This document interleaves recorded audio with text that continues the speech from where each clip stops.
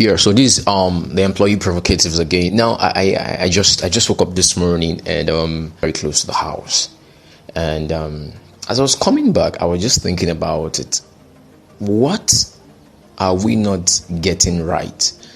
Okay, prior to that, someone called me.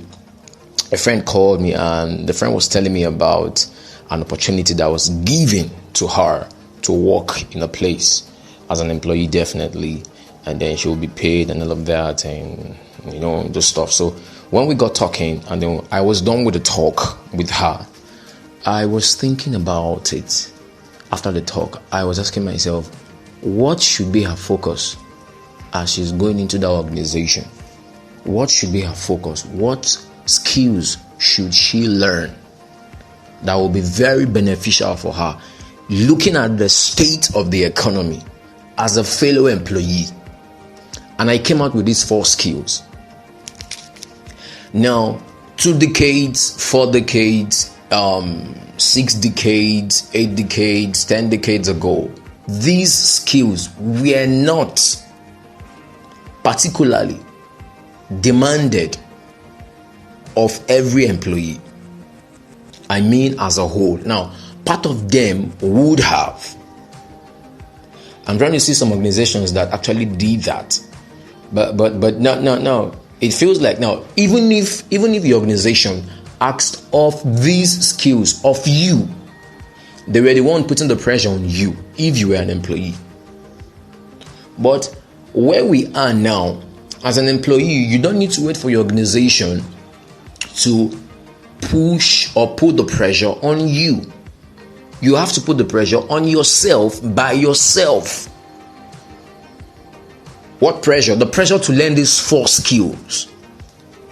These skills are paramount for any employee in today's economy. Today's economy, the gig economy, the shared economy, the personal economy. Now, what's the first skill? You need to begin to understand how to discover the pain of your customer. It's a skill.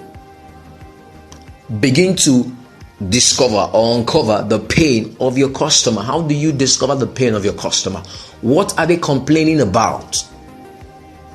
Through questions, through observations.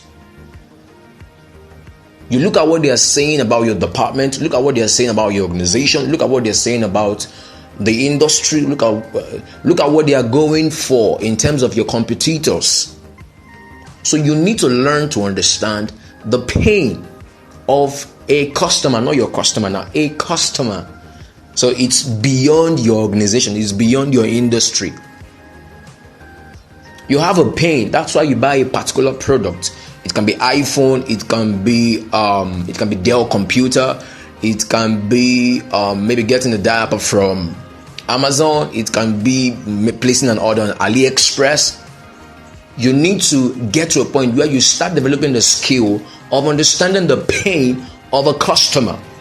That's the first one. Number 2, understand the act of creating a product that's suitable for a customer. When you know the pain, you should have an understanding of the product.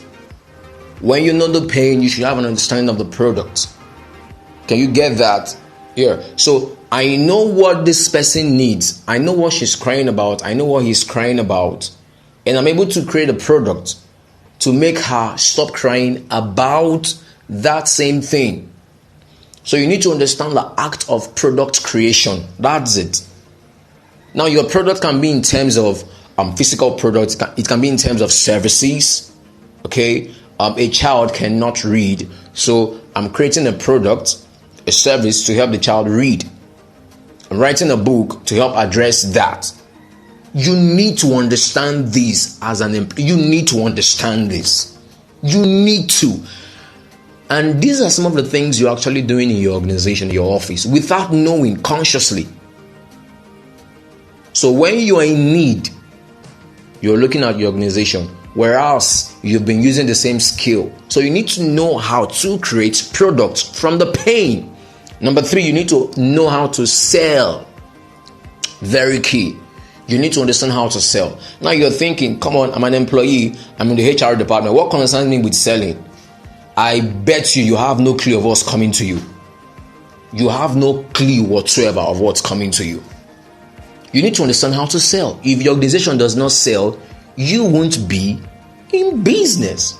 If your organization does not sell anything, you will not be employed. The reason why you're employed is because there's a customer who is having pains. So what every organization does is they sell. I don't care what you think. What we do every day is we sell. Okay? You're selling. You're listening to me now. You're selling. I'm selling myself now with this video. Simple. Okay, so you need to understand how to sell the product you've created, because you can understand the pain, understand the product creation. If you don't know how to sell, you will have lots of products locked up inside of you in a warehouse, physical products, whatever, in your head, in your mind, and then you can't sell it. And once you cannot sell, nobody will buy. So you begin to understand marketing, branding, advertising, and sorts.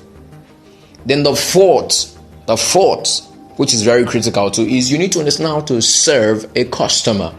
Serve a customer. Now, why I'm making this the fourth skill is because this is bigger than the first three. It's bigger than the first three. Serving requires an emotional connection with people. Okay, serving requires an emotional connection with people. Coca-Cola has been serving us for more than a century, I guess. That's service. When a company stops servicing her customers, they go out of business. You can sell for a while, but if you don't begin to serve, you'll be put out of business. Service requires innovation. Service requires connection. Service requires understanding, continuous understanding with continuous innovation to fulfill the need, the pain. Remember the first skill? The pain, the consistent understanding of the pain of a customer.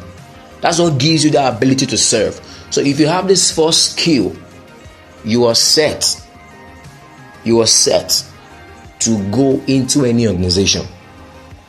That's another way I put it. These are the four skills that once you have it, you can work with any organization. As an employee, you can work with any organization. I don't care the what's it called now, the degree you have. Now, let me tell you something.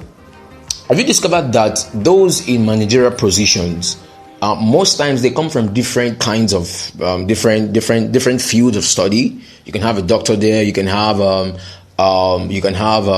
banker. You can have what's it called now?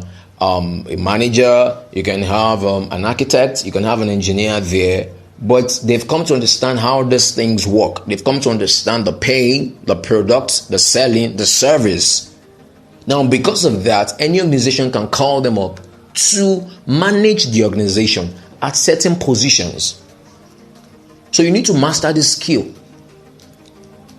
You need to master this skill. Now, another reason why you need to master this skill, apart from the fact that organizations should be able to get across to you and then get you on board, the second reason is because you are creating your economy by yourself. That's where we are now. That's why I mentioned the gig economy, personal economy, shared economy, which is what's happening now. So you can be at, I don't need to go there, but this is the future of work. You can be anywhere, working at any time, servicing lots of people you've not seen face to face, and they give you some money. Yeah. So if you get to understand this, you can create your own personal economy, which is key. So nobody threatens you with, I'm going to sack you. When you understand that the problems of the world will never finish, you will not be scared of being sacked. Let me say it again. When you understand that the problems of the world will never finish, you will not be scared of being sacked. Why? When you know there are problems, what do you need to do? You create solutions to those problems, even as an employee. So when you have these four skills, what happens is simple. If you're being sacked, you're like, well, come on, I don't have to beg. I'm okay, good, thank you, have a nice day. You move. You look for a pain, you look for a problem based on the experiences you've been able to gather. Now, if you've not got my book, Swim Through, How to Go from Job Loss to Success in Life After You Lose a Job, Swim Through, that's the title. If you've not got it, go and get it. Very important if you lost a job, so you understand some of these things. So you can actually use your experience, use your skill, use your passion, use whatsoever you have. Use those things to create products that you can sell in the marketplace. The marketplace is not controlled by your employer. The marketplace is controlled by the customer. It's controlled by consumers.